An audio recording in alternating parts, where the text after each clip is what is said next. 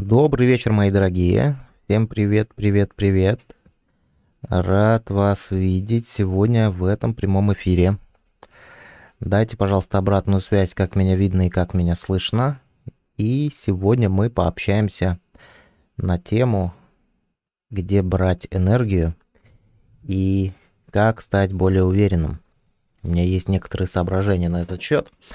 Но я хочу, чтобы сегодняшний стрим был интерактивным. Хочу, чтобы вы делились. Хочу, чтобы вы делились тем, что вам дает энергию, и чтобы вы делились тем, что вам дает уверенность. Тот самый привет, Ирина, добрый вечер, ждем. Иван, добрый вечер. Добрый вечер всем. Всем привет, привет, привет. Дайте обратную связь по поводу звука. Что у нас со звуком? Тихо, громко или все хорошо? Все отлично, видно и слышно, отлично. Значит, мы сегодня продуктивно пообщаемся на тему уверенности и энергии. Все отлично, видно и слышно. Отлично. Спасибо, ребят. Спасибо, что помогаете мне осознать, что я не одинок в этой трансляции. Потому что вести прямой эфир в пустоту скучно. Сейчас я у себя тоже проверяю. Отлично. Хорошо. Хорошо. Итак, мои дорогие, что мы сегодня будем делать? Сегодня мы будем с вами общаться. Я бы хотел, чтобы вы со мной активно делились своими соображениями. Давайте для начала будем говорить про уверенность. Хотя на самом деле, на мой взгляд, уверенность очень сильно связана с жизненной энергией. Согласны вы со мной, что уверенность и жизненная энергия сильно взаимосвязаны с собой? Ой, между собой.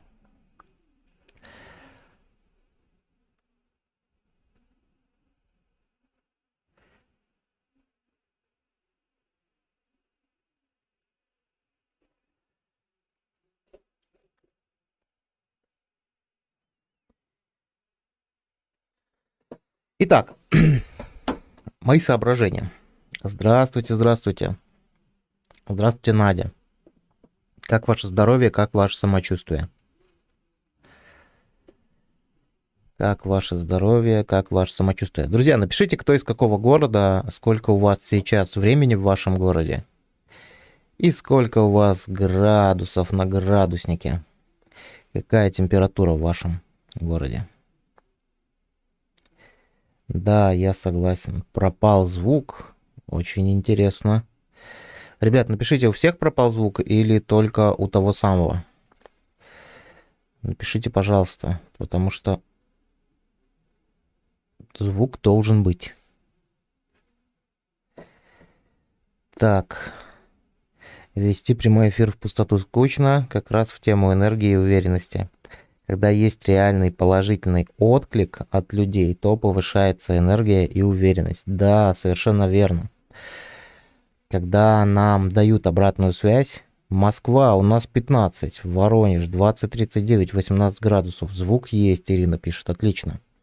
Ребят, спасибо, спасибо, что вы сегодня активные, спасибо, что вы сегодня бодренькие. Вот как раз таки по поводу того, что появился у того самого. Ну, наверное, у вас было что-то с интернетом, потому что с моей стороны, как мне видится, все хорошо. Буду надеяться, что будет так и продолжаться. Я за этим слежу пристально. В смысле, за звуком. Спасибо, все хорошо. Город Нью-Йорк, время 13:40, температура 82 по Фаренгейту, звук не пропал у меня. Ну, я тоже так думаю, что звук пропал у кого-то локально. Хорошо, давайте поговорим для начала про уверенность. Как раз таки тот, кто нам написал Тот, кто написал у нас про прямой эфир вести в пустоту скучно. Каждый раз энергии, как раз в тему энергии. Когда есть реальный положительный отклик от людей, то повышается и энергия, и уверенность. Да, то есть смотрите, давайте немножко порассуждаем на тему, откуда у нас появляется неуверенность. Неуверенность у нас появляется напрямую, неуверенность связана у нас со страхом неизвестного. То есть, когда мы чего-то не знаем, когда мы чего-то не понимаем, и это лежит в плоскости будущего, то получается, что мы начинаем чувствовать себя неуверенно. То есть, когда у нас нету какой-то гарантии, когда у нас нету понимания чего-то. И как раз-таки вот этот пример с прямым эфиром, когда я задаю вопрос, видно ли меня и слышно ли меня, да, он, может быть, где-то делает меня неуверенным в какой-то момент. То же самое и у вас в любой другой жизненной ситуации, когда вы чего-то не знаете, когда есть какая-то неизвестность, то появляется неуверенность. Все на самом деле с уверенностью очень просто. И, на мой взгляд, есть две таких очень важных темы, которые очень сильно придают уверенность человеку в современном мире. Не знаю, поддержите вы меня или нет, согласитесь вы со мной или нет. Иван, Алматы, 23:39, 20 градусов, звук отличный, спасибо. Спасибо, так. Все слышно, не пропадал. Вижу. Это что-то у меня перескочили сообщения. Вот, продолжим. На мой взгляд, на мой субъективный взгляд, что есть две очень важные темы, которые влияют на нашу уверенность. Первая тема – это, безусловно, здоровье. Безусловно, здоровье, потому что, давайте даже на примере последнего события такого глобального мирового, да, которое связано с вирусом.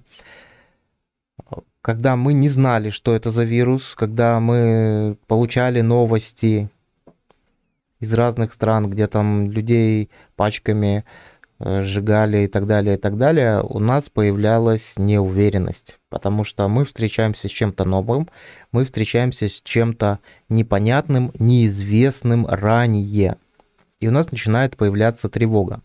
И, на мой взгляд, субъективный взгляд, тема здоровья очень сильно придает уверенность. Конечно, те, кто сейчас смотрит прямой эфир, и тот, кто помоложе, скажем так, те люди,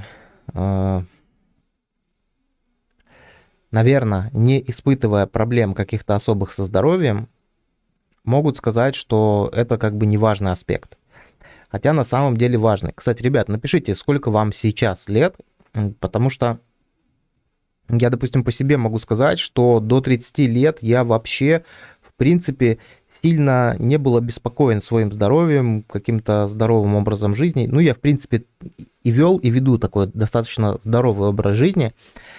Но после 30 лет обычно организм, как говорится, у организма заканчивается гарантийный срок, гарантийный пробег, если сравнивать с автомобилями, и начинается уже такая эксплуатация.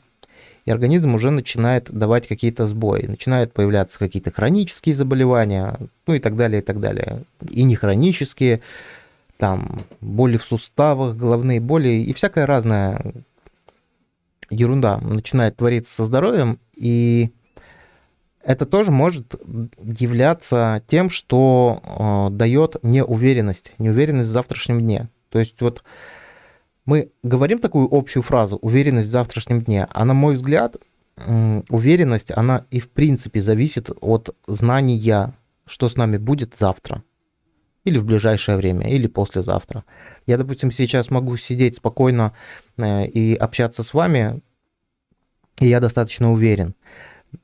Потому что за окном у меня город Минск прекрасный, и все, в принципе, в нем относительно хорошо. Да, не взрываются гранаты, не падают метеориты, и все хорошо. Но если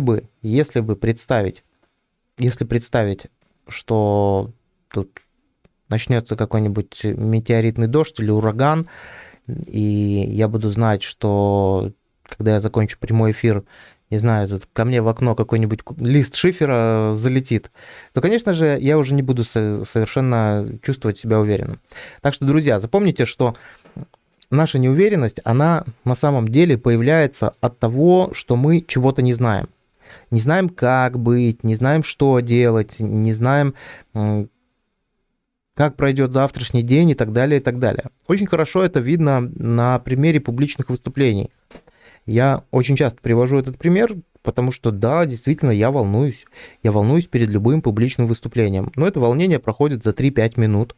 Почему? Потому что те люди, перед которыми я буду выступать, они мне неизвестны. Я не знаю, как они ко мне настроены. Нравлюсь я им, не нравлюсь, понравлюсь, не понравлюсь. Будут они спорить с тем, что я говорю, или будут принимать и соглашаться, ну и так далее, да. Но как только ты выходишь, начинаешь выступать, проходит время, ты уже начинаешь понимать, что ты эту чувствуешь аудиторию, ты ее понимаешь, ты ее видишь, осознаешь, и, в принципе, нечего было переживать. Но мы этот момент не можем упустить. Поэтому первый и самый важный аспект, который влияет на уверенность, все-таки это здоровье. Поправьте меня, если я не прав. 27, 38, 31, супер, мне 35. Согласны ли вы с тем, что... Вот я так нестандартно зашел сегодня. Согласны ли вы с тем, что наше здоровье, оно напрямую влияет на нашу уверенность в себе? 41 кому-то, отлично. А даже если не согласны, то рекомендую вам не спорить со мной, а просто немножечко подумать на эту тему, порефлексировать и поосознавать. Просто так где-то на заметку возьмите, что в принципе, когда мы чувствуем себя хорошо, когда мы понимаем, что с нашим организмом все в порядке, мы более уверены. Те, кто помладше, те, кому меньше 30 лет, они могут так сильно не обращать на это внимания, но те, кто уже постарше, в среднем, да, я говорю сейчас в среднем, уже начинают обращать на эти вещи.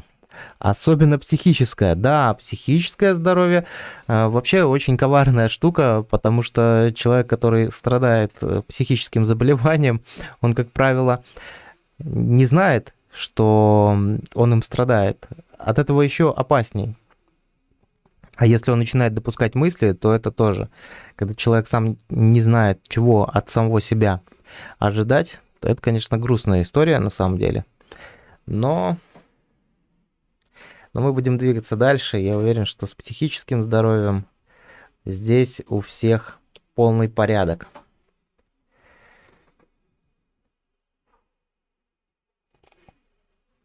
Поэтому, чтобы стать более уверенным человеком, нужно начинать следить за своим здоровьем. Но тут уже комплексов на самом деле очень много. Как можно его улучшать? Там, отказаться от вредных привычек. Я, кстати, об этом тоже хочу несколько позже рассказать.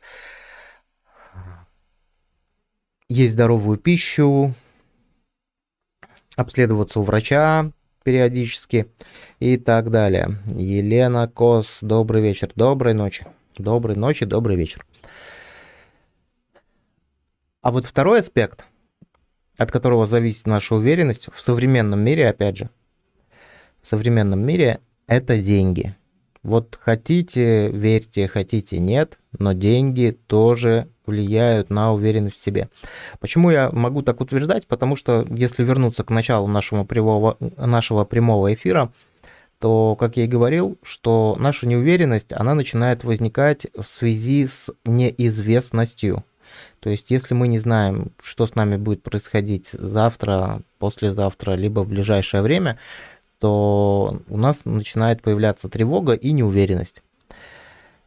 И это связано в первую очередь со здоровьем, я уже проговорил, а во вторую очередь это связано с нашим финансовым благополучием. Почему я делаю такую оговорку, что в современном мире? Потому что, хотите вы или нет, мы вот живем сегодня в 2021 году, и наша, скажем так, деньги – это единица обмена энергией, если вы работаете физически, да, обмена чего угодно. То есть, когда не было раньше денег, да, там были какие-то украшения, такой валютой, возможно, была еда там. Если кто-то японскую культуру изучал, там рис или китайскую культуру, да, там мешочки рисом были такой разменной монетой. И у кого было больше риса, тот себя чувствовал более спокойно и уверенно и мог себе больше позволить. Но сейчас в современном мире все-таки деньги играют важную роль. Почему-то многие люди имеют не очень хорошее отношение к деньгам, но, на мой взгляд, почему деньги? Потому что благодаря деньгам ты можешь понимать, что с тобой будет завтра, что с тобой будет послезавтра и так далее. И, кстати, в том числе, имея должного уровня доход, ты можешь влиять еще и на свое здоровье, получая там, покупая более качественное медицинское обслуживание, покупая более качественные продукты питания, ну и так далее. Покупая себе жилье в более комфортных условиях, регулярно устраивая, не знаю, себе поездки на отдых в теплые страны. Ну и даже банально, чтобы спортом заниматься, если заниматься там, я не знаю, плаванием или заниматься даже тем же каким-нибудь фитнесом, нужно иметь деньги для того, чтобы ходить в тренажерный зал, как минимум. И вот второй и самый важный аспект, который влияет на уверенность, это деньги. Поэтому что здесь можно делать? Здесь можно искать и строить свою стратегию. Искать и строить свою стратегию, как мне сделать так, чтобы в моей жизни было денег больше. Потому что, ну так или иначе, тут как ни крути, все равно от денег все зависит. Все зависит. В том числе и уверенность. Хотя многие люди могут этого не осознавать. Как вы считаете? Давайте пообщаемся. Хочу ваши комментарии почитать. Что подразумевается под психическим здоровьем? Не тема нашего. Под психическим здоровьем понимается состояние нормы. Да, я как врач отвечу. По данным нейрофизиологов, при неудовлетворении любой из трех базовых потребностей, безопасность, иерархический инстинкт, секс, возникает тревожность, от которой напрямую зависит уверенность в себе.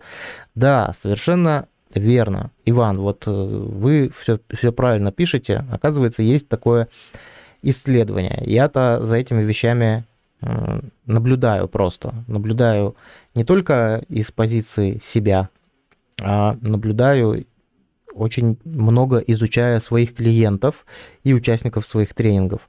И действительно есть такая штука, есть такая штука. Так, Китаяка стал социопатом. Китаяка, вы, наверное, заходите периодически на наши стримы рассказать о том, что вы стали социопатом. Ну, смотрите, вы очень долго задавали вопрос, как стать социопатом. Я вас поздравляю. Вы достигли своей цели, вы стали социопатом. Отлично.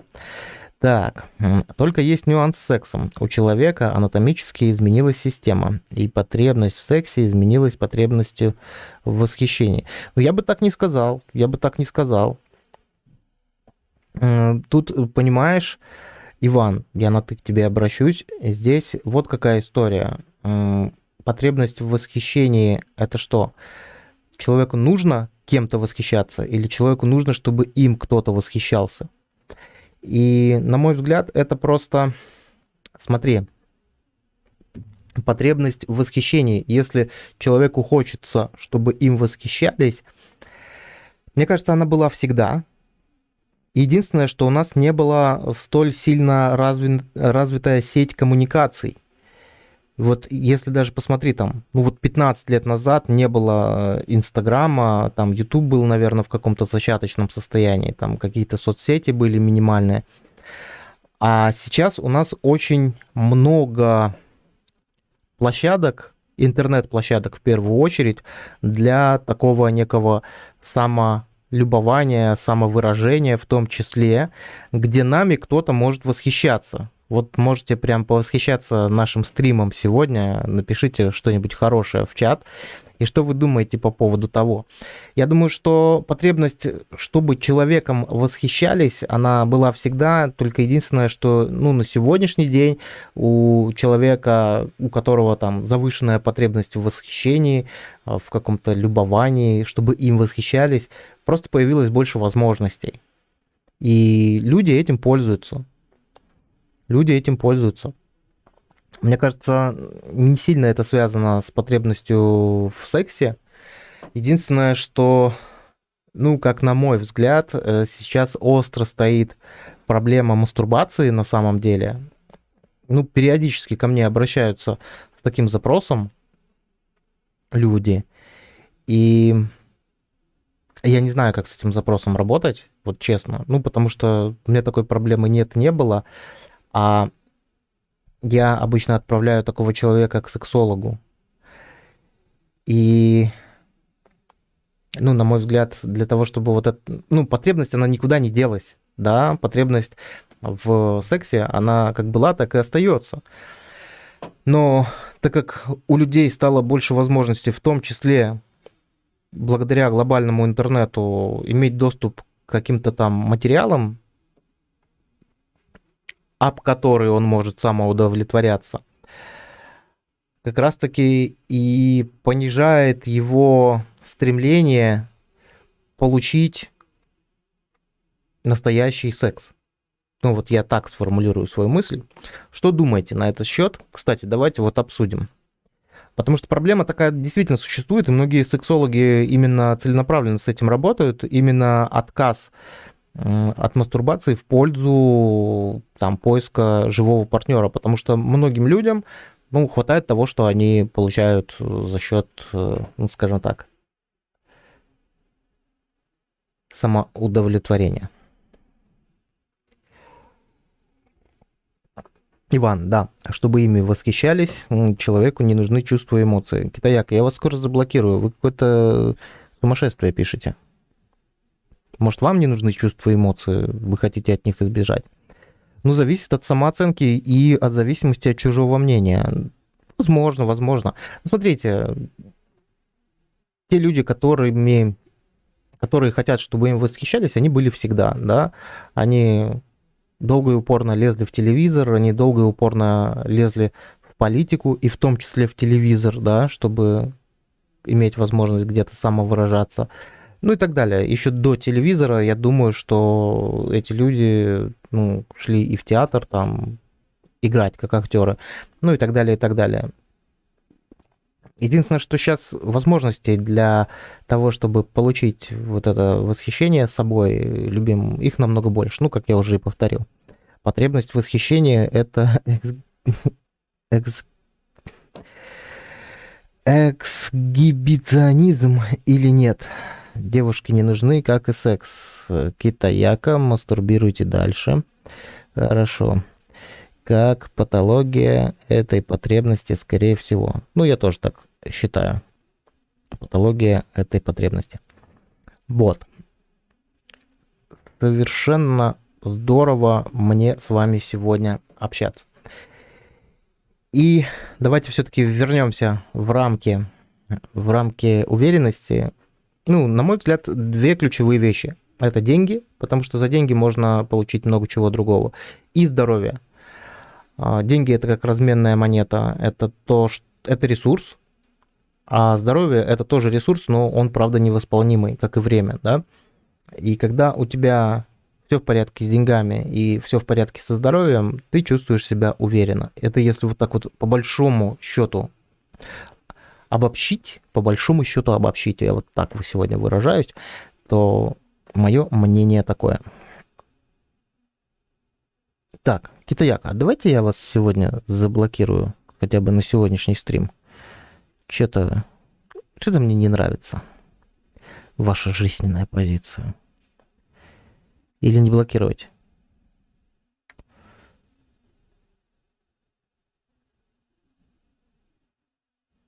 Ладно, сейчас посмотрю.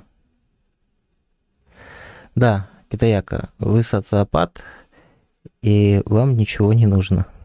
Ладно, закрою временно для вас чат. Посмотрим, как вы будете себя вести на следующем стриме.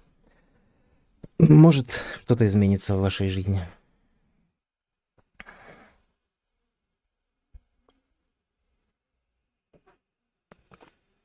Хорошо. Хорошо. Дало китаяку.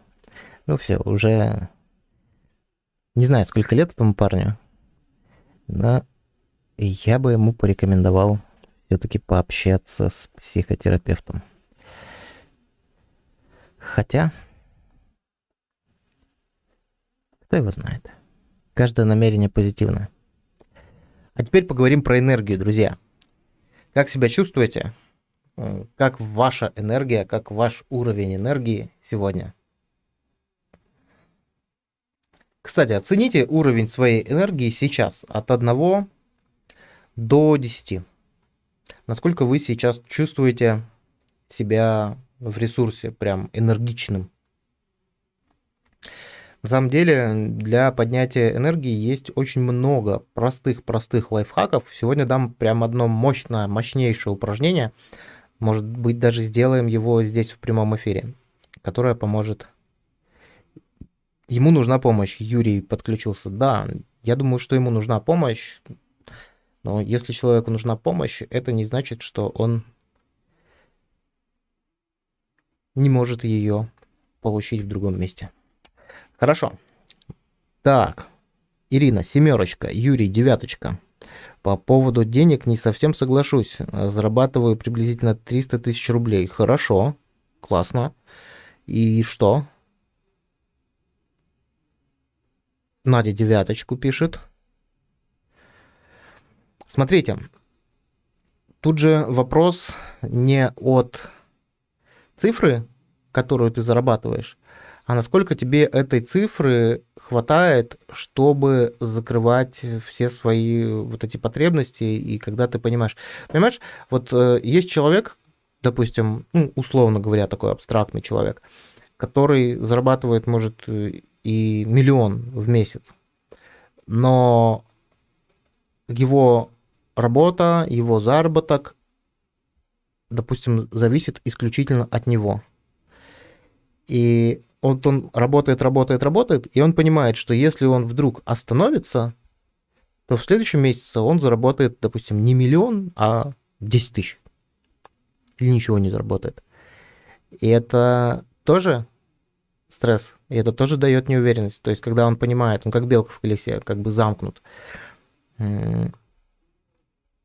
Тут вопрос скорее во-первых, подушка безопасности, а во-вторых, это вопрос больше о том, как ты этим ресурсом распоряжаешься. Да, если говорить по пирамиде Маслоу, то мы здесь находимся где-то на уровне, сейчас общаемся про уровень выживания и закрытия базовых потребностей, да, самый низенький такой уровень.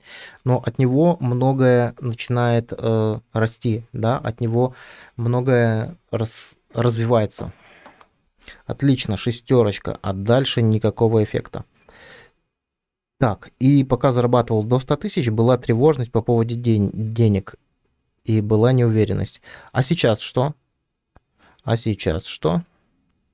Смотрите, если вы зарабатываете 300 000, я приглашаю вас на коучинг к себе, в личный коучинг, и мы с вами сможем в индивидуальном формате, вы сможете об меня, как об коуча, разобраться с вот этими вот незадачами. Так, давайте поперечисляем. И вот уровень энергии у каждого, у кого-то 6, у кого-то 9, у кого-то 7, у кого-то 8 и так далее. Давайте теперь будем думать, как эту энергию повышать. На самом деле, друзья, есть вот какая штука. Есть очень много мелких неосознаваемых вещей, которые могут поднимать уровень энергии. И первая такая вещь, это, как бы это ни звучало банально, это выполнять гигиенические процедуры ежедневно. Мыться, в душ ходить и быть опрятным. Мыться и быть опрятным. Человек, который одевается, скажем так, неопрятно, он будет чувствовать себя менее энергичным, и это 100% так, потому что мы уже вначале говорили, что есть обратная связь. Ну, представьте, когда идет человек, там штанина у него оборвана, там, на рукаве, на рукаве там сопли блестят, да, не знаю, шляпа какая-нибудь, там рубашка грязная, еще что-то. И он же видит, как на него невербально реагируют люди. Он видит, как на него реагируют люди. Вот представьте себе человека, который идет в грязных джинсах, они прям видно, что они грязные, в грязной нечищенной обуви, там в каком-то пиджаке на рукавах с какими-то пятнами, непобритый и, не знаю, с каким-то нехорошим головным убором. Вот как вы на него отреагируете? Вот вы ему просто невзначай скажете привет и улыбнетесь? Или вы просто где-то, может, глаза отведете, может, просто не обратите внимания, может быть, предпочтете рядом не становиться. И казалось бы, что эти вещи могут быть не связаны для конкретно этого человека, который одевается неопрятно, но на самом деле связаны. Потому что мы так или иначе общаемся в реальном мире, мы получаем обратную связь. И если от нас люди отворачиваются, не хотят рядом с нами стоять, неприветливы к нам, не здороваются, не улыбаются, то может ли у такого человека появляться энергия, когда, по большому счету, только из-за его внешнего вида мир от него отворачивается. Я здесь говорю не про красоту, а про чистоту. Я вот так скажу. У человека может не быть совсем денег, но он все равно так или иначе, даже если вещи у него старые, он будет их держать в порядке, там, дырки заштопает, она будет всегда одежда постирана, будет пахнуть нормально. То есть я вот об этом говорю, про именно опрятность. И здесь не важно, сколько стоит твой наряд, не важно, сколько стоит твой костюм, а чтобы он был чистый. И человек, который следит за своей опрятностью, он так или иначе в энергии выигрывает. Он более энергичный, потому что он имеет обратную связь от мира. Согласны вы со мной?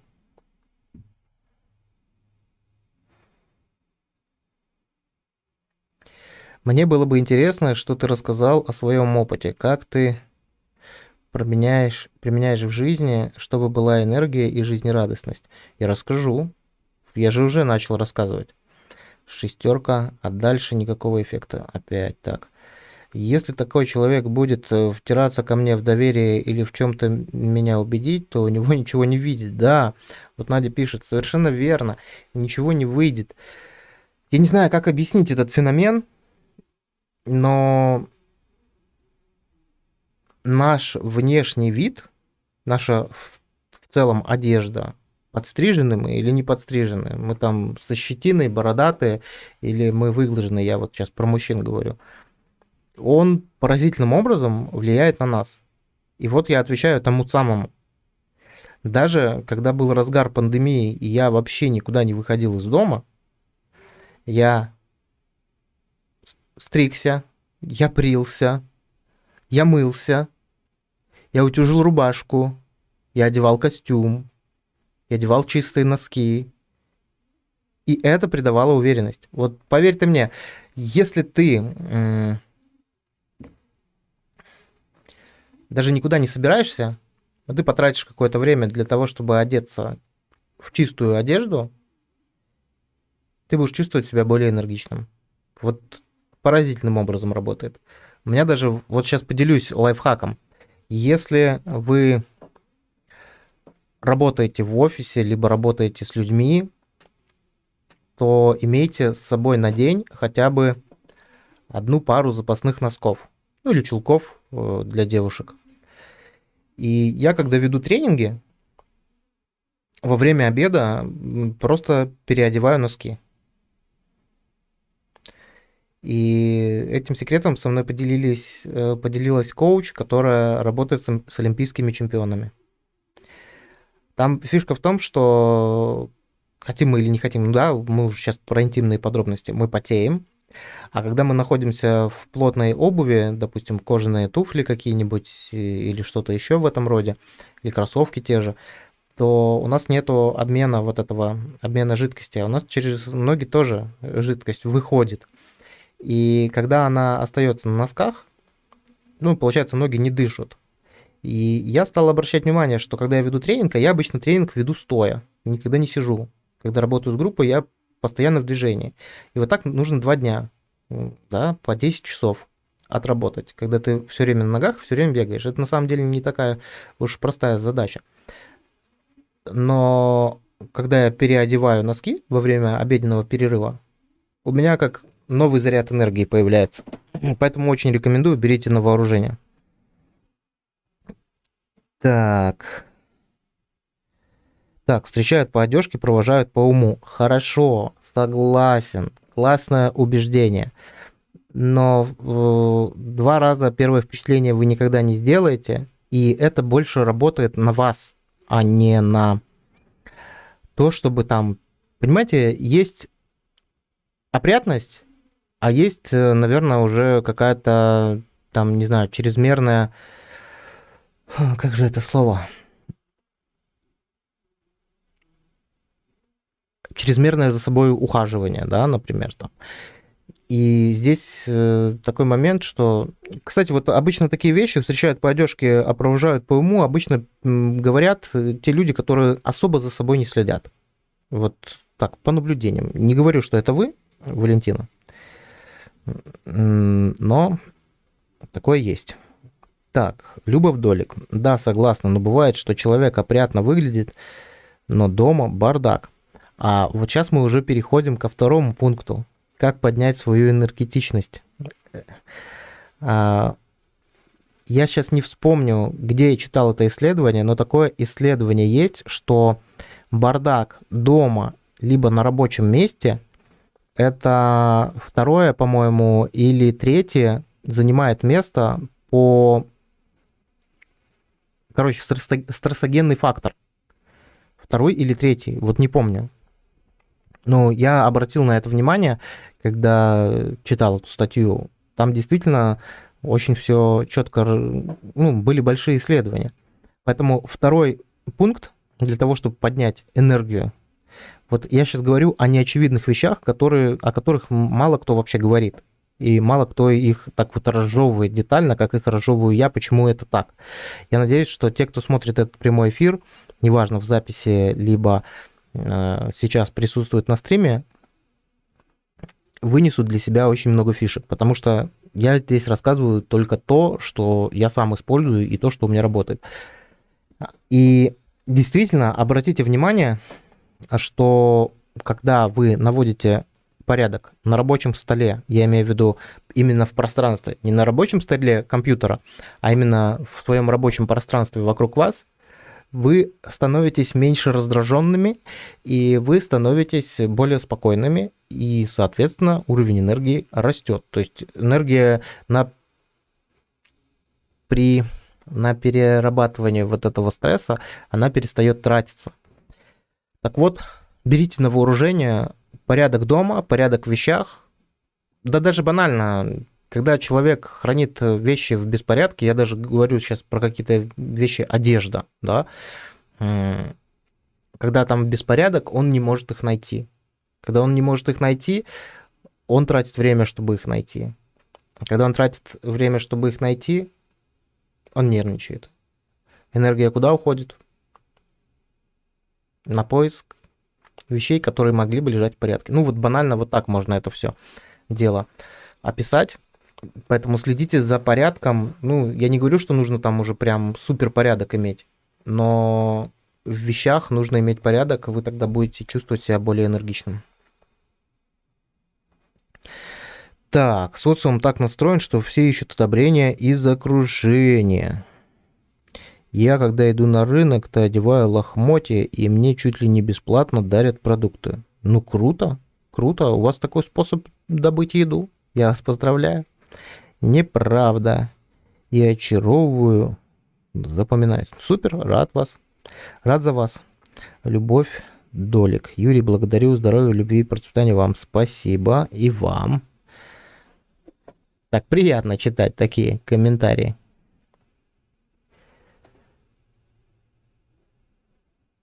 Спасибо вам большое за эту обратную связь. Хорошо. Первый пункт мы усвоили. Это опрятность, следить за собой. Второй пункт — порядок в вещах. Дальше. Третий пункт. Третий пункт — это люди. Это люди, с которыми вы общаетесь. Наверняка вы знаете таких людей, пообщавшись с которыми вы просто чувствуете себя прям хорошо-хорошо, воодушевлены, обмен энергией какой-то идет, да. А есть люди, пообщавшись с которыми вы чувствуете себя выжатыми, как лимон. У меня такое есть, но на сегодняшний день на самом деле таких людей уже стало очень мало в моем окружении, и я научился очень быстро соскакивать. Раньше у меня было, в силу моей профессии, я очень умею слушать людей хорошо. И мне иногда раньше могли присесть люди на ушки. Я от этого уставал, честно скажу. Но сейчас у меня практически нет таких людей. Мне просто так никто не звонит. И это хорошо. Поэтому что здесь делать? Здесь нужно проанализировать тех людей, вот именно на воодушевление. Прям возьмите, составьте список тех людей, с которыми вы в течение дня пересекаетесь. Это могут быть как близкие люди, так и далекие. Ну, допустим, банально, если у меня здесь есть небольшой рядом локальный магазин, в который я хожу, и там сидит, ну, скажем так, продавщица, с которой мне не нравится общаться, я скорее перестану ходить в этот магазин и буду ходить в магазин, который несколько дальше находится, но в котором будет сидеть человек, с которым мне приятно. Потому что я заражаюсь. Мы заражаемся эмоциями. Есть, конечно, случаи, когда ты не можешь от этого человека избавиться, если он твой муж или жена, или он твоя мама, или ребенок, который высасывает энергию. Но здесь, конечно, уже работа над собой. Но какое упражнение можно сделать? Вы можете просто каждого человека, с которым вы так или иначе в течение дня пересекаетесь, записать и его тоже прошкалировать. Насколько я чувствую себя наполненным после общения с этим человеком. Даже можно такую сделать там шкалу не от 1 до 10, а от минус 5 до 5. То есть вот минус 5 я теряю энергию, плюс 5 я получаю энергию. И проанализируйте свой список. С окружением всегда сложно работать, всегда его сложно менять, но поверьте мне, это дает хорошие результаты. Даже если это родители. Я знаю множество людей, которые практически не общаются со своими родителями, лишь только по той причине, что им с ними тяжело общаться. Да, они поддерживают какие-то минимальные контакты, общаются, но в большей степени стараются проводить свое время с людьми, которые больше дают энергии. Личные границы решают все. Но смотрите, личные границы, они, конечно, решают, безусловно. Личные границы решают все. Тут прям вот 100% попадание. Но ведь отстройка своих границ — это тоже ресурсозатратная история.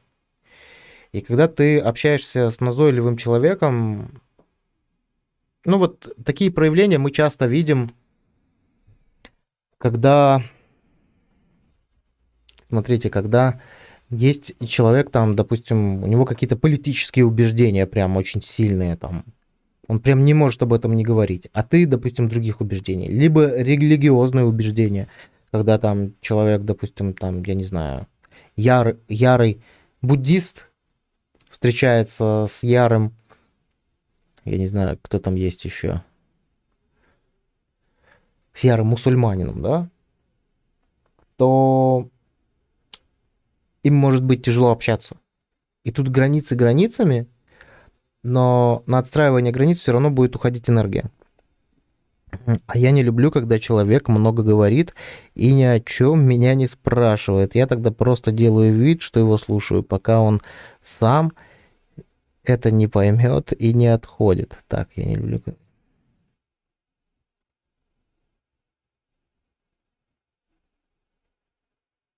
Да, вот это умение отстроиться, это на самом деле важная штука, важная история.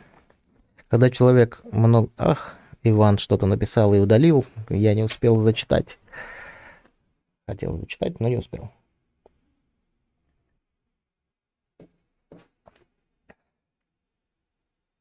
Так, прорабатывать себя надо, опыт. Безусловно, прорабатывать себя надо. Вот вы неугомонная, Валентина. Прорабатывать себя надо, но если ты находишься с человеком, с которым тебе нужно постоянно отстаивать свою территорию, это ресурсно затратно. Ну, то есть, смотрите, я могу сейчас сидеть и общаться с кем-то, кто, допустим, нарушает мои границы. Я их буду отстраивать, и все будет хорошо в этом плане. А могу сделать выбор и проводить с вами стрим. И это мой выбор, и это моя проработка. Понимаете, вот какая история. Я говорю о том, что нужно делать предпочтение в общении. Жизнь, игра, такая я. Психологическое здоровье. Да, да, психологическое здоровье. Так.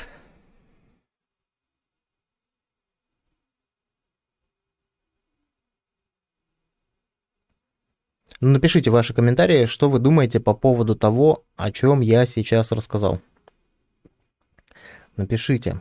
Хочу вашу обратную связь. Что думаете по поводу окружения и тех людей, с которыми тяжело общаться? Так, когда человек много говорит и ни о чем меня не спрашивает, разве от этого зависит, а не от того, он сосет энергию, а не дает? Ну, знаете, это уже частности, Иван, я вот так скажу. Это уже частности. Смотрите, сосет он энергию или дает.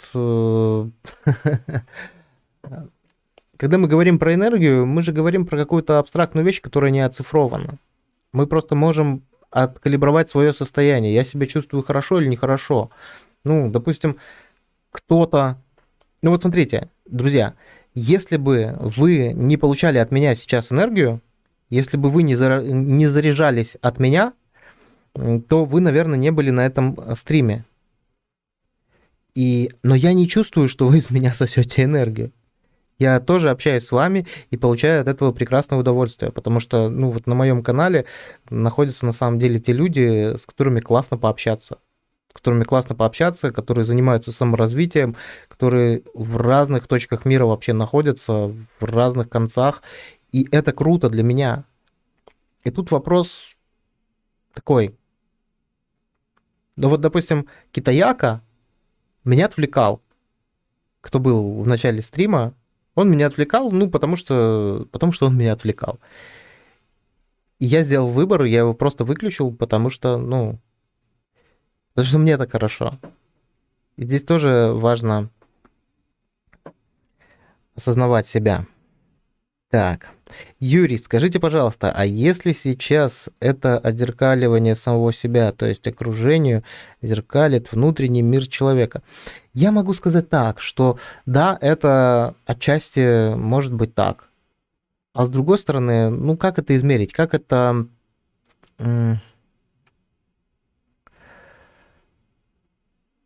оцифровать и как это прояснить вот прям реально? Ну вот смотрите, я буду идти по улице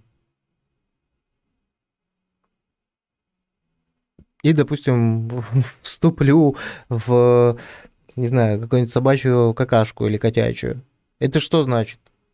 Что во мне что-то дерьмовое? Что окружение, окружающий мир отзеркаливает такое мне? Я вот, ну, наверное, скажу так, что надо лучше, наверное, мне под ноги смотреть и не ходить в темноте, где попало, к примеру. Или я там буду идти в каком-нибудь месте, и мне там кто-нибудь по морде даст, да? Это что, значит, что у меня внутри внутренний конфликт? Понимаете, такие вещи, их можно как-то за уши притянуть, как-то привязать, но я вот могу сказать, что так, в близкой коммуникации, в достаточно близкой коммуникации, если говорить про зависть, если говорить про какие-то вещи, которые бесят или раздражают, то, скорее всего, да. Да, это есть в тебе. Но вот полностью сводить к тому всю нашу коммуникацию, все наше мироощущение к тому, что то, что ты видишь во внешнем мире, то и есть в тебе, я бы не стал. Я вот так вот отвечу на ваш вопрос. Окружение — это важно. Меня друг один бывает напрягает тем, что много говорит и умничает. Но мне надоедает его слушать, и я теряю ресурс. Но он мой друг, и я не знаю, что делать. А вы можете этому другу, если он ваш друг на самом деле, то возьмите инструмент гамбургер обратной связи, да, где сверху вы ему говорите все, что было хорошо, что вам в нем нравится.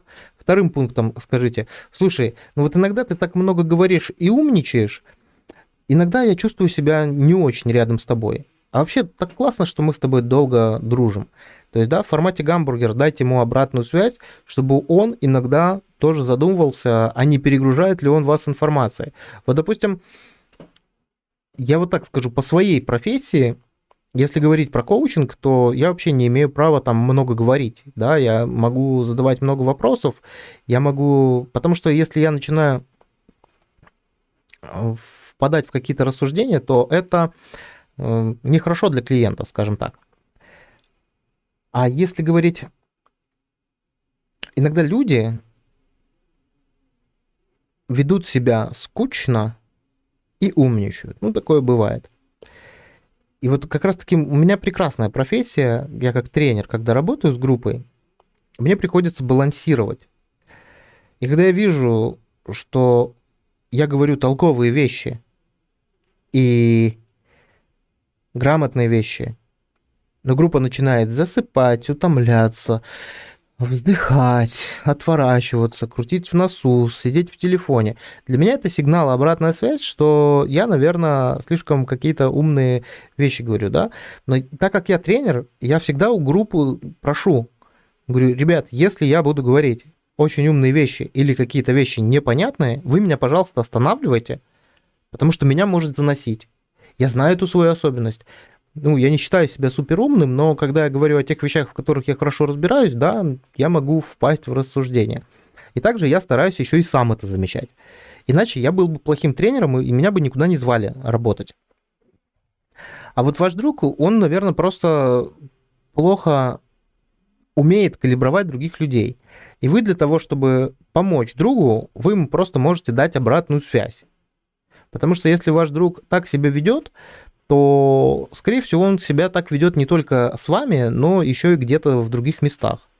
И я думаю, что вы как друг можете ему дать качественную обратную связь, просто сказать, что вот, ну вот есть такая штука. Я тебя все равно люблю, ты все равно мой друг, но иногда мне становится скучно. Хотя ты говоришь классные вещи. Обрати на это внимание. Мы с тобой сейчас дружим или меряемся пиписьками, там, кто умнее. Мы сейчас с тобой просто классно проводим время, общаемся на те темы, которые нам обоим интересны, либо мы с тобой на соревнованиях по эрудиции, да, и таким образом можно другу дать обратную связь, и все будет классно. Так, слушай всех, прислушивайся к немногим, решай сам, и это работает. Да, Юрий, вы меня не забаните? Валентина, я вас не собираюсь банить. А что, вы хотите, чтобы я вас забанил? Если хотите, я могу забанить. Если вы спрашиваете, если вам от этого станет легче, могу. Ну, я шучу, конечно, но за что вас банить? Вы толковые вещи пишете, делитесь своей позицией, своим мнением. Я делюсь своей. Все отлично. Китаяка себя ведет как человек, которому не хватает внимания. Ну вот видите, я бы, наверное, Надя тоже мог такое сделать суждение, но я просто этого человека не знаю. Вот все, что я о нем знаю, что это подписчик нашего канала, и он просто приходит периодически на канал и пишет, что он хочет стать социопатом. А сейчас написал, что уже стал социопатом. Ну вот так. Такие люди есть, да. Артем Артемович сильно отбирает энергию эмоциональные связи. Что к чему? Поясните, какие именно эмоциональные связи? Отнимают энергию. Ну, вдруг умничаю. Ну вот смотрите, Китаяка, он же не умничает, понимаете? Я очень люблю, когда люди умничают, когда люди пишут толковые вещи, даже с которыми я не согласен. Но когда человека просто уже наблюдаешь за ним очень много, и понимаешь, что вот что-то у него, какой-то конфликт с этой реальностью есть, то я просто предпочитаю. Есть, знаете, я стараюсь развивать в себе это качество. Мне некоторые люди, как спикеры, как ораторы, не нравятся. Ну вот просто мне не нравится подача. Мне не нравится, как он себя ведет на сцене. Но я читаю их книги, и у меня их очень много. У меня много книг тех авторов, которые мне как личности не нравятся. И это важно, на самом деле, постараться услышать другого, постараться увидеть другого, его позицию, и это круто. Я качаю эту часть свою. Так, просто я так себя вела в школьном возрасте, когда хотела обратить на себя внимание. Я делюсь опытом собственным. Здорово, я тоже делюсь. Зачем давать энергию тому, кто ее не возвращает? Ну, понимаете, вот давать энергию, получать энергию, тот, кто возвращает, кто не возвращает. Как это проверить? Вот как это проверить? Вот я сейчас у того, кто неоривс, вот я вам сейчас даю энергию или не даю? И вы мне ее возвращаете или не возвращаете? Как это проверить? Да, ну, я вижу какой-то ваш никнейм, и чё? Ну, мы, по большому счету, мало знакомые люди. Тут еще, понимаете, такой вопрос, что я просто очень люблю делать то, что я делаю. И это важно, мне кажется, еще. Мы сейчас, у меня на конец стрима для вас приготовлен хорошее упражнение. Я думаю, что я вам расскажу, как его сделать, а те, кто его сделают, смогут достаточно хорошо и сильно поменять свою жизнь. Так, Китаяка хотел привлечь к себе внимание, что он такой-то особенный и смотрит типа на жизнь по-другому. Ну, вот видите, человек хочет стать социопатом, но все равно приходит на прямые эфиры общаться с людьми, чтобы рассказать им, что он социопат. Там что-то очень странное. Не буду говорить о каких-то вещах, своих личных выводах. Ну, вот как-то это сомнительно.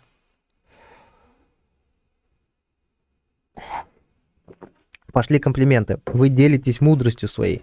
Ну, на самом деле, не знаю, насколько можно назвать меня мудрым человеком. Но спасибо, приятно, приятно, приятно. Очень рад. Ну что, друзья, хотите упражнения по поводу энергии? Упражнения по поводу того, как вообще поднять свою энергию прям очень-очень сильно. Уровень энергии вообще такой среднестатистический в жизни. Хотите или не хотите? Напишите в чате.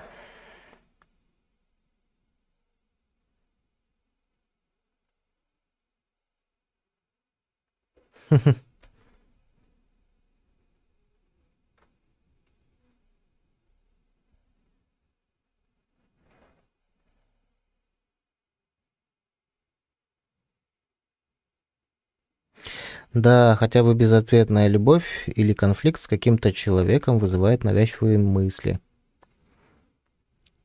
Не понял, к чему комментарий, ну пусть. Это проверить нельзя через сеть, но это про ваш разговор. Я, в частности, про социум. Ну, знаете, это невозможно проверить и не через сеть. Вы можете отвечать за себя, просто калибровать. Вы устаете от этого общения, либо это общение, наоборот, вам придает энергии. Вот с этой точки зрения вы можете рассуждать. А с точки зрения другого человека, ну, вы не можете. Вам может казаться, вот смотрите, вам может казаться, что вы человеку столько вот даете энергии, вот прям, что он может в этой энергии захлебнуться. А этот человек думает, блин, когда он уже от меня отстанет? Это как раз-таки в случае с другом, который много умничает и рассказывает. Он может рассказывать, и он может действительно делиться энергией, делиться своими мыслями, делиться тем, что у него там происходит и так далее. И он может думать и понимать, что он делится энергией. А вот его друг от этого устает. Поэтому это все очень субъективная штука. Здесь, рассматривая все эти вещи, можешь отвечать только за самого себя. Хотим упражнения. Хотим. Упражнение на самом деле очень простое, как и все на моем канале. Заключается оно вот в чем. Нужно взять лист бумаги. Я думаю, что сейчас мы это делать не будем, но вы просто потом вернитесь к стриму и проделайте это упражнение. Берем лист бумаги, отводим час времени. Я надеюсь, что у вас есть час времени на себя в этой жизни. Лучше больше, но лучше, минимум час. Чтобы вам никто не мешал, чтобы вас никто не отвлекал, уединиться. Можно не лист бумаги, можно заметку в смартфоне сделать. Просто проанализировать свой прошедший месяц или даже больше и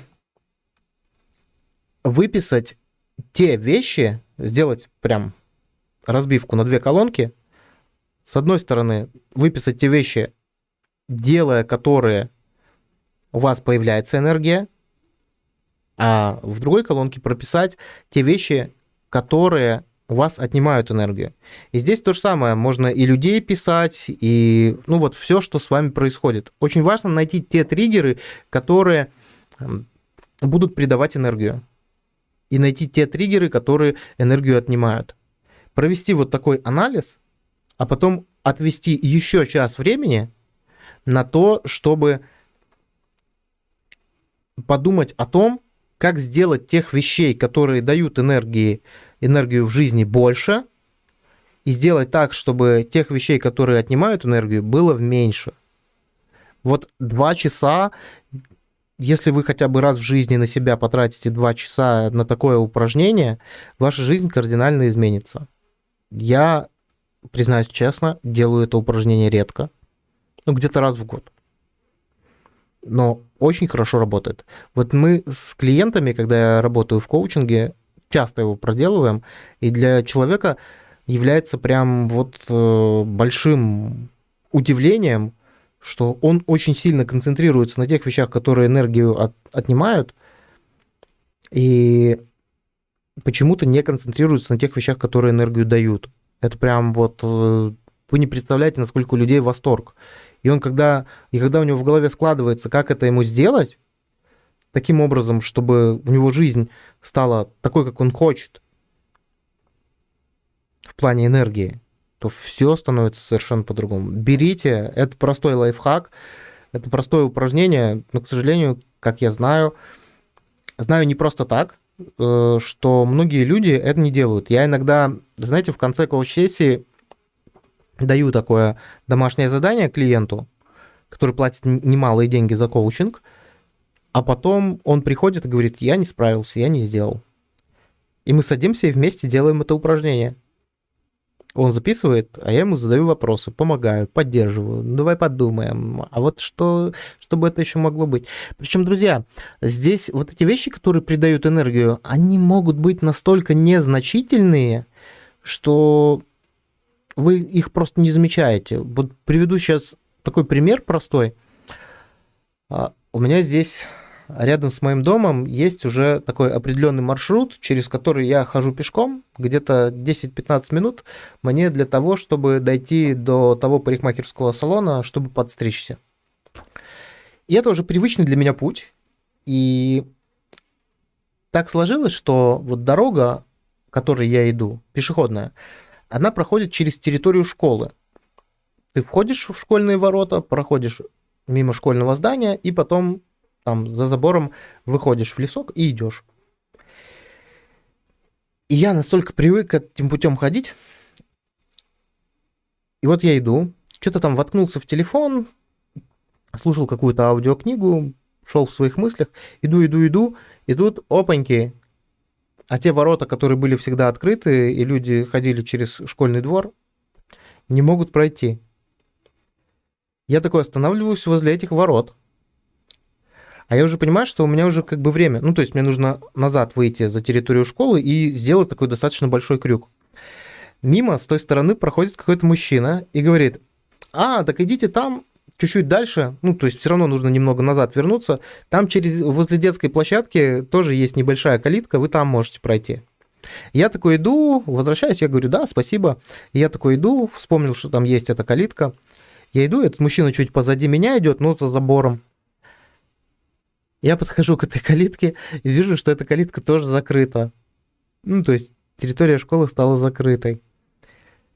И я такой: блин, да ну нафиг.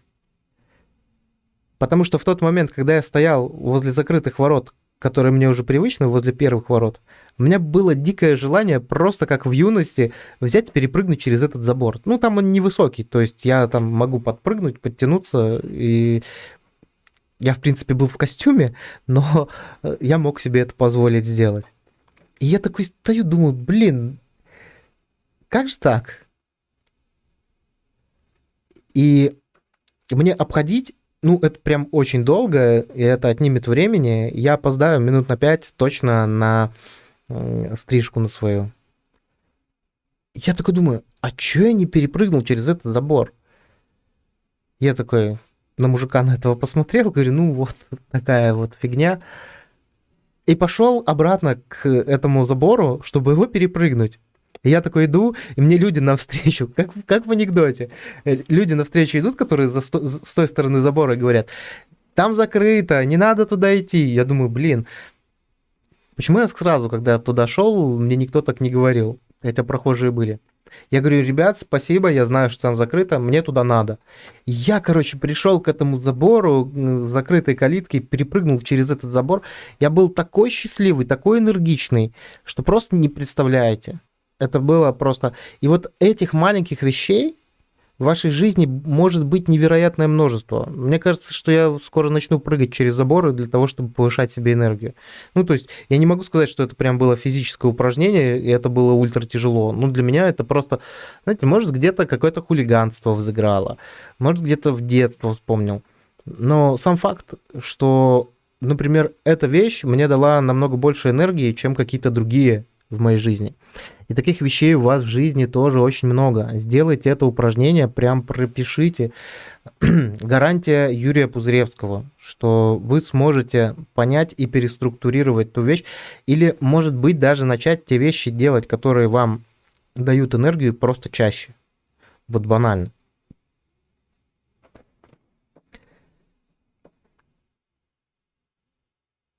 Так, почитаем.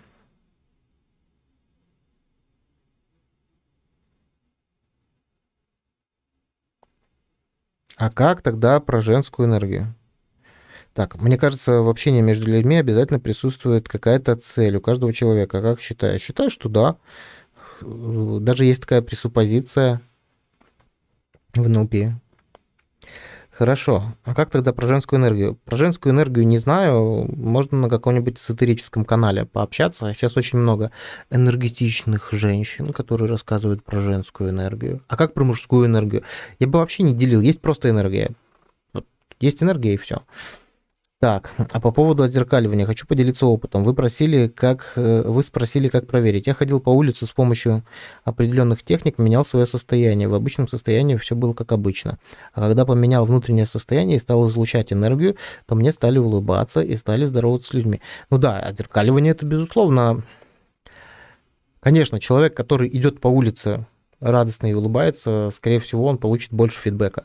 А если человек идет радостно и улыбается, и он весь заросший, от него разит перегаром, у него там стрижка никакая, рваные ботинки, там, не знаю, голдешка какая-нибудь висит, то как бы он не улыбался, скорее всего, на него не будут обращать внимание.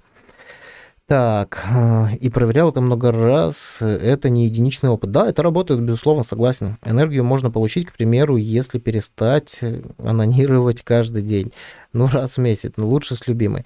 Ну, мы про это уже проговорили, да, я говорил про это. Не ругаться, улыбаться. Так, отлично, орка.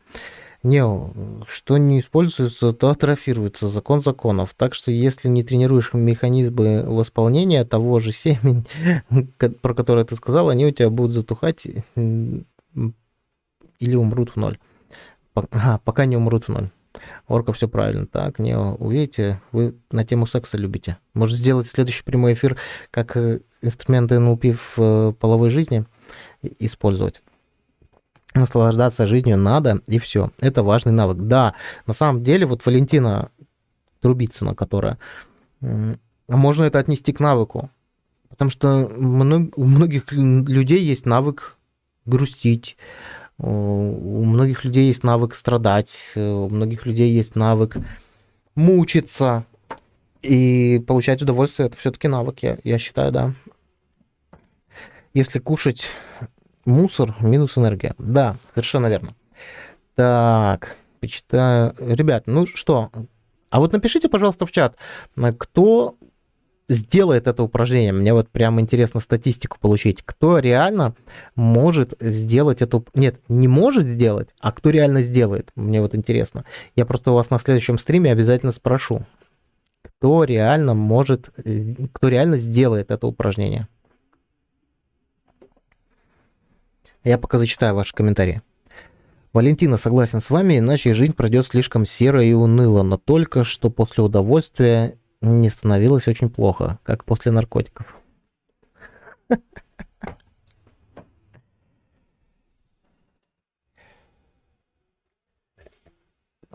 Я постоянно делаю, отлично. Есть те, кто постоянно делает такое упражнение. Ну, это здорово, это здорово. Хорошо.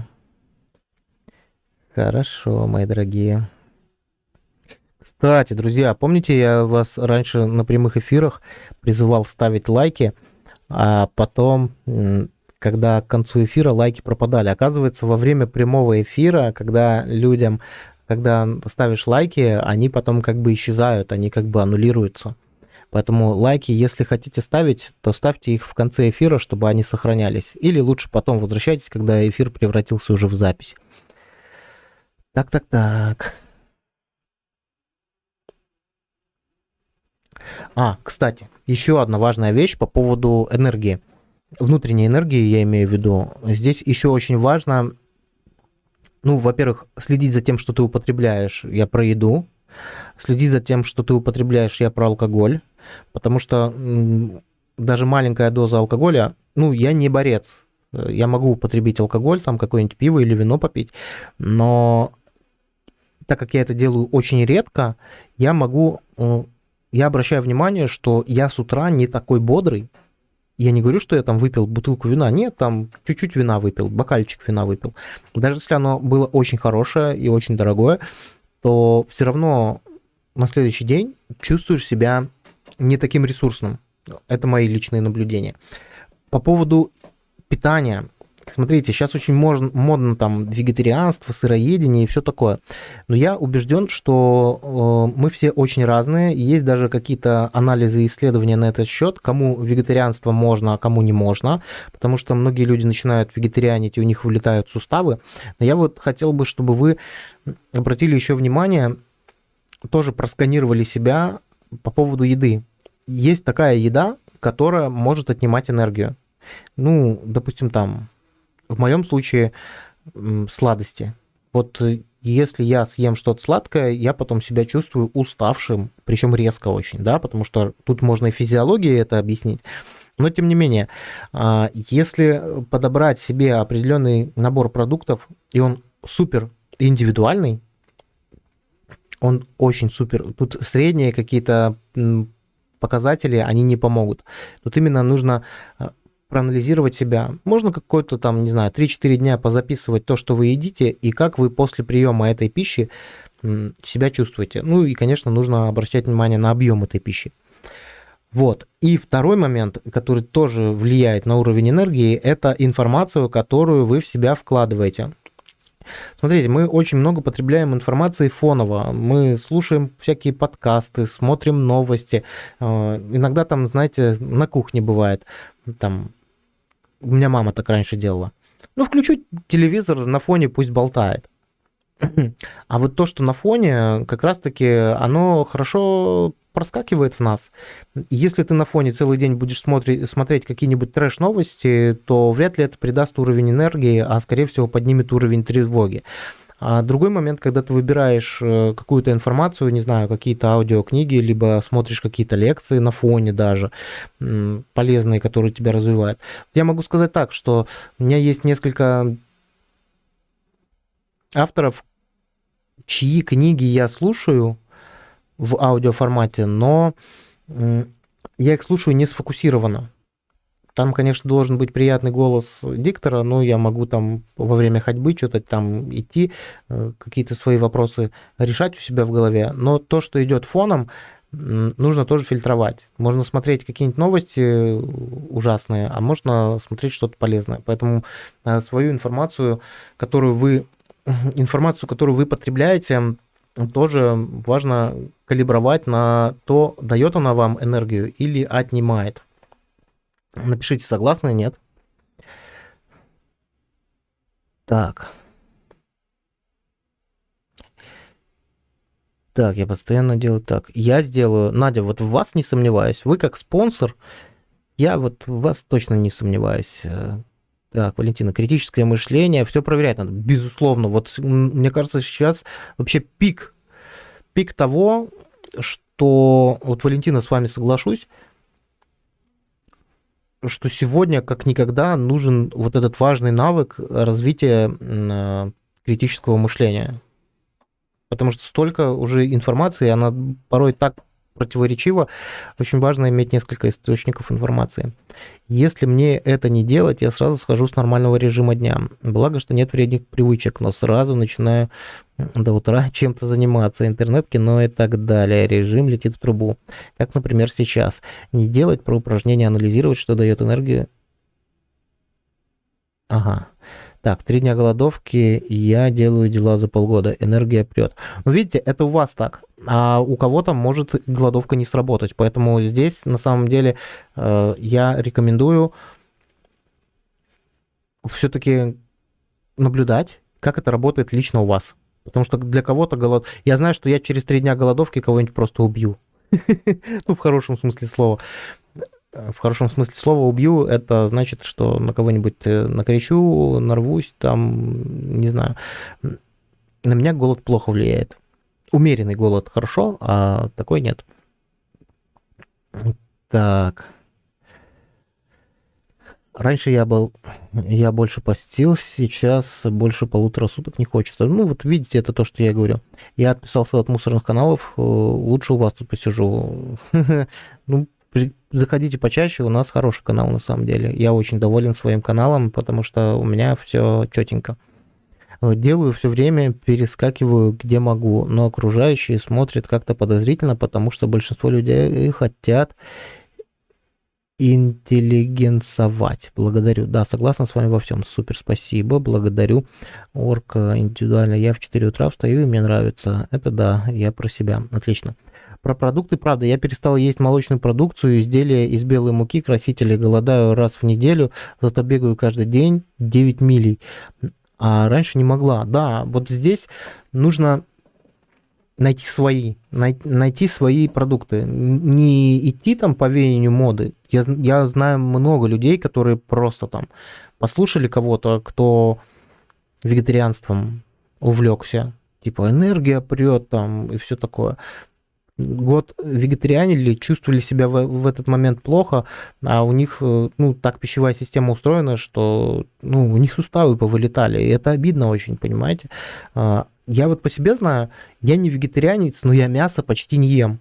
Я могу его есть, там, курицу, в принципе, любое мясо, там, говядину, но у меня нету к нему такой тяги, как у многих людей. Я его просто... А в детстве я вообще его не ел, потому что оно мне не нравилось.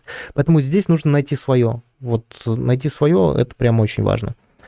Так, вот это и есть тестостерон. Куда внимание, туда энергия. Отслеживать мысли надо, и дело в шляпе. Валентина, с вами согласен, но вот многие люди не могут их отслеживать. Вот в чем проблема. Я-то и делаю свой канал для того, чтобы и делюсь всеми техниками и наработками, которые приходят у меня и от клиентов, и из моих каких-то личных инсайтов, чтобы люди лучше понимали себя и фильтровали, потому что многие люди не могут себя фильтровать. Многие люди не задумываются о том, о чем они думают.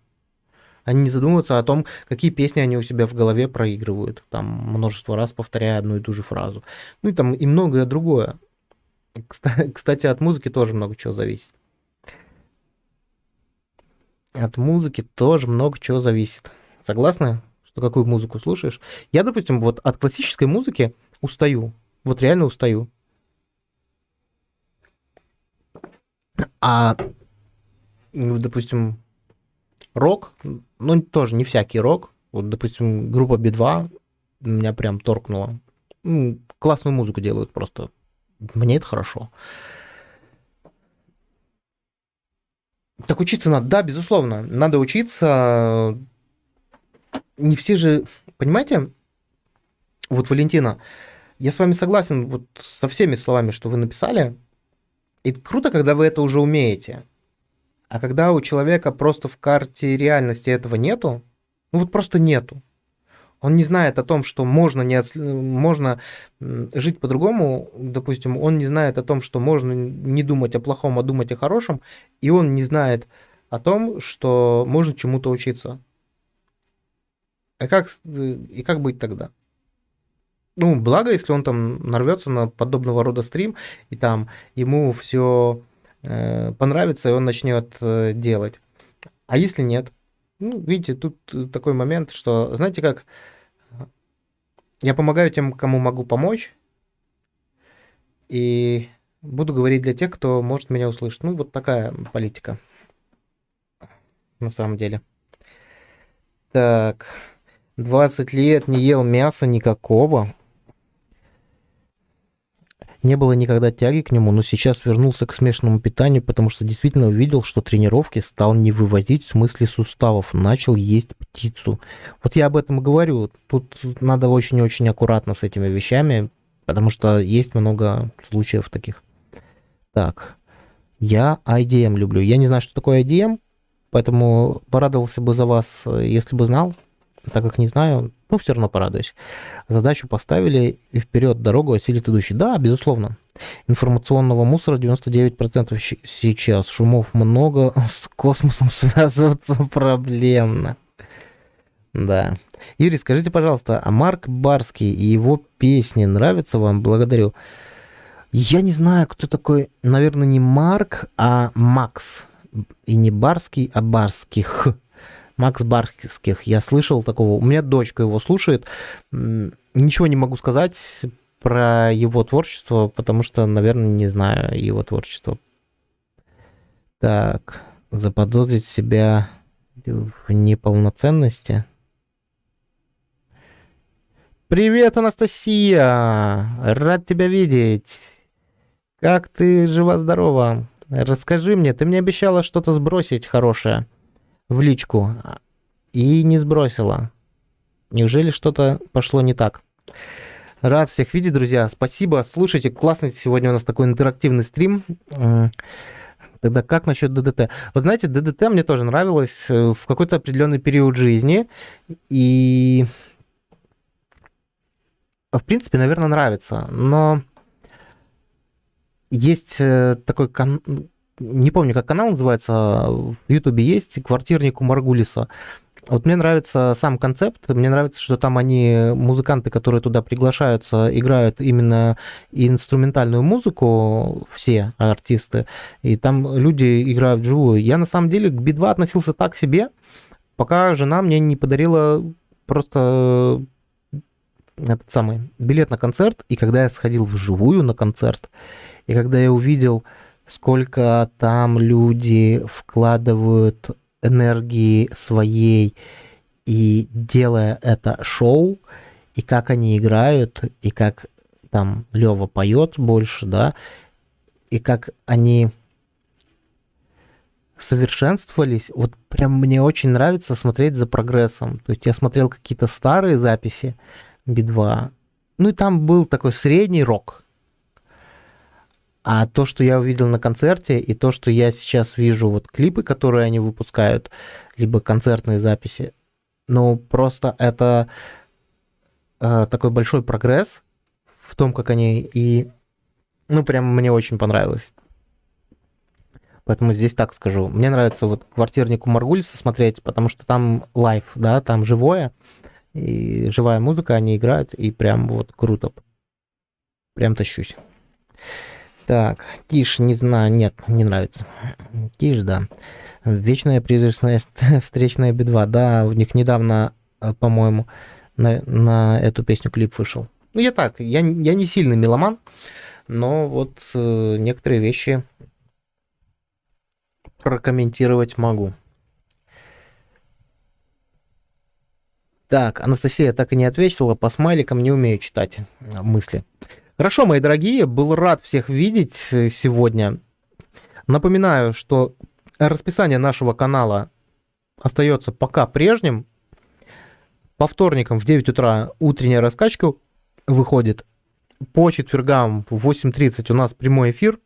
Либо с какой-то темой, либо просто сидим болтаем, отвечаю на вопросы. И по воскресеньям у нас NLP-видео выходит. Вы можете поддерживать канал донатами, кстати. Мы подключили эту функцию. Под каждым видео сейчас у нас есть ссылка, где вы можете пройти по ней и поблагодарить меня за то, что я делаю, кто сколько считает нужным. Это всегда приятно. Анастасия, я тебе отпишусь на Инстаграм. Хорошо. Хорошо. Слушайте, ну очень живенько, очень интерактивно, и я зарядился энергией благодаря этому прямому эфиру. Спасибо вам большое за то, что приходите на прямые эфиры, друзья. Я и прямые эфиры-то начал делать, потому что многие люди вообще слушают.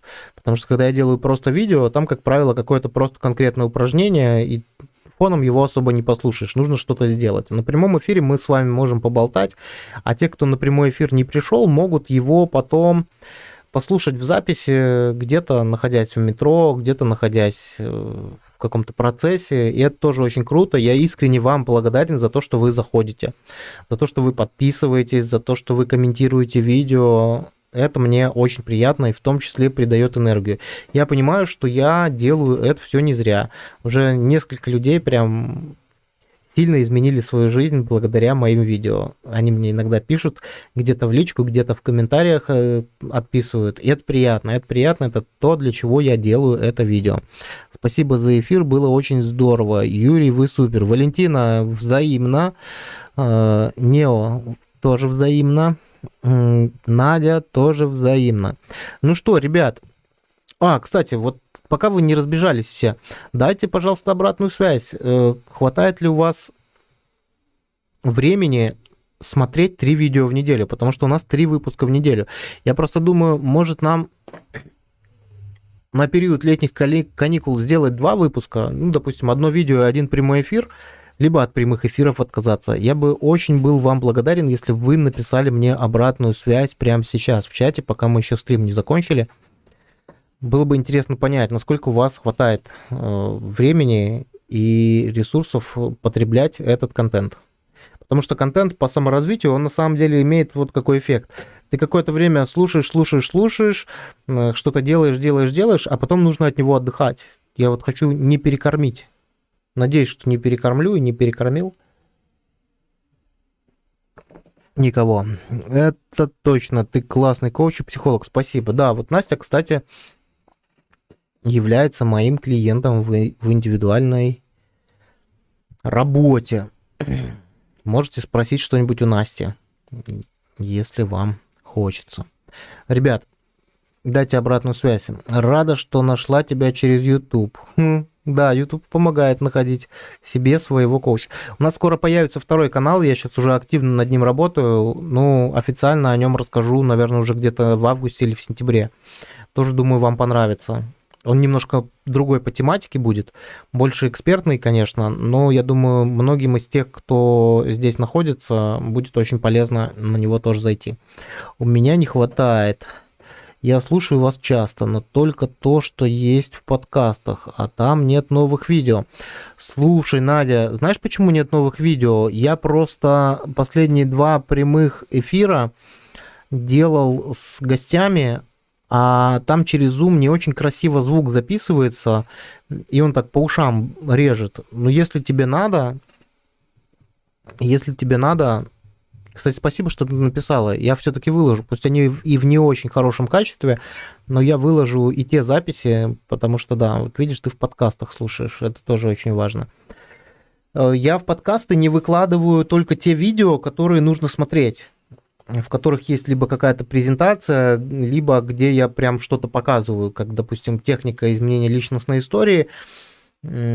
Там же я на флипчарте показываю прям пальцами, да, маркером, рисую что-то. Ну, мне кажется, просто человек не сможет уловить всю суть в подкасте. Хотя, может быть. Хотя, может быть, и стоит. Надя, вот, кстати, дай обратную связь. Я просто обратил внимание, что есть еще такая штука, как комплексное чтение, комплексное потребление контента. Для меня это выглядит как?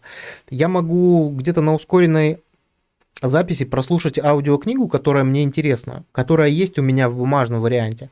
И потом у меня как бы уже есть структура, я ее там не целенаправленно слушаю, просто всю слушаю как вместо музыки, да.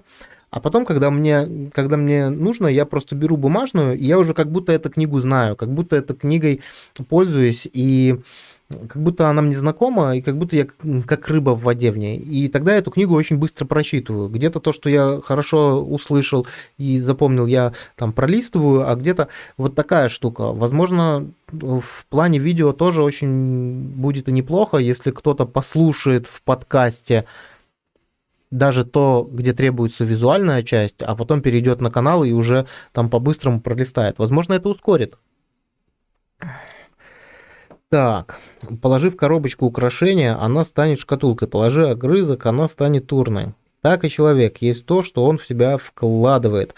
Информации много не бывает. Отлично. Валентина, а вы первый раз у нас на стриме, да? Заходите чаще. Юрий, добрый вечер из Польши. Денис, добрый вечер из Белоруссии.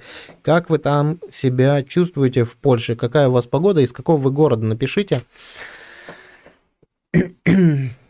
Вот сейчас, Надя, спасибо за обратную связь. Я думаю, да, я на ускоренной записи слушаю все ваши аудио, это очень хорошо. Ну да, я так понимаю, что если визуальная часть нужна, то ты просто потом можешь вернуться и прям посмотреть на видео. Хорошо, хорошо. Выложу все, что выпускалось на канале с тех пор, как я перестал выкладывать в подкастах. Спасибо тебе, Надя. Прям огромный респект. Мне не хватало этой обратной связи, на самом деле. Видите, карта не равна территории. Я, допустим, визуальный контент не могу через подкасты просто воспринимать. Оказывается, кому-то нужно. Супер. Да, благодарю, Валентин. Я думаю, вам у нас понравилось. Мне вот почему-то так кажется, что вам у нас понравилось.